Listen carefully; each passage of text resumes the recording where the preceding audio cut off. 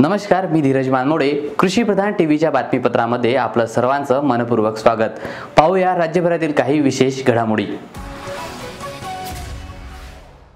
वर्धा लोकसभा मतदारसंघात काँग्रेसचे राष्ट्रीय अध्यक्ष राहुल गांधी यांची जाहीर सभा काल पार पडली. या जाहीर सभेला उमेदवार ॲडव्होकेट चारुलता टोकस उपस्थित होत्या, परंतु त्यांनी राहुल गांधी येण्यापूर्वी किंवा राहुल गांधी आल्यानंतर सभेला आलेल्या मतदारांशी संवाद साधला नाही. त्यामुळे मतदारांमध्ये त्यांच्याविषयी चर्चा दिसून आली. यावेळी राहुल गांधी यांनी पंतप्रधान नरेंद्र मोदीवर घणाघाती टीका केल्या. मगर इन चीजों के बारे में प्रधानमंत्री ने कुछ नहीं कहा.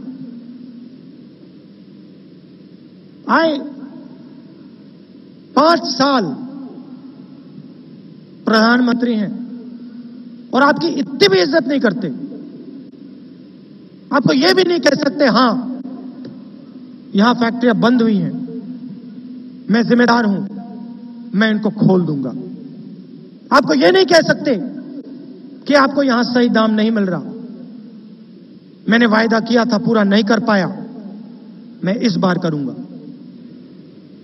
आपको यह नहीं कह सकते कि भैया देखो 15 लाख रुपए नहीं दे पाया, कैलकुलेशन किया है 3,60,000 रुपए 5 साल के अंदर मैं दे सकता हूं, मैं दे दूंगा. नहीं कह सकते.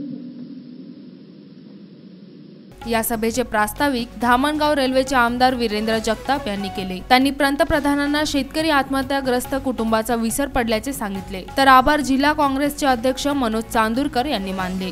ब्युरो रिपोर्ट, कृषी प्रधान टीव्ही, वर्धा. आता तुम्ही पाहू शकता आपल्या बातम्या आपल्या मोबाईलवर. त्यासाठी कृषी प्रधान टीव्हीचे YouTube चॅनल सबस्क्राईब करा.